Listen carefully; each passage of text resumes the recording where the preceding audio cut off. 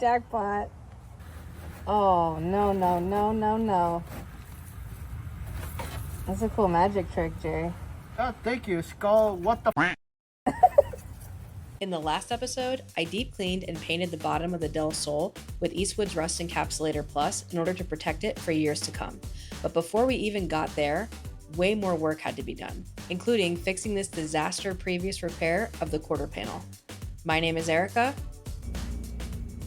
And I don't really know what the hell I'm doing. And this is the DIY Del Sol restoration project brought to you by Resin Auto Co. So we knew before Jerry even touched the surface of this quarter panel with the DA that there was an issue, but nothing could have prepared us for this. What the?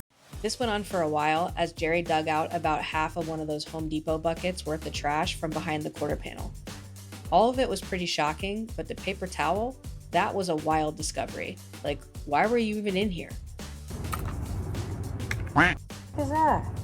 Cover from with a code. It says code. I know the code. Rust. With all of the trash removed from the quarter panel, Jerry sanded down the rest of the previous botched repair job until it looked like this. While I sandblast the rust out of there, let's talk about how to go about fixing this because it was a huge learning experience. Neither of us know how to weld yet, so we needed a solution. First, we went the fiberglass route. We tried these UV patches and then covered it with fiberglass.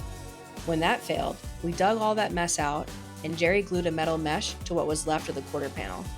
From there, I built it up with Bondo over multiple sessions. Eventually, we'll probably weld a new piece here, but for now, look at how good this turned out.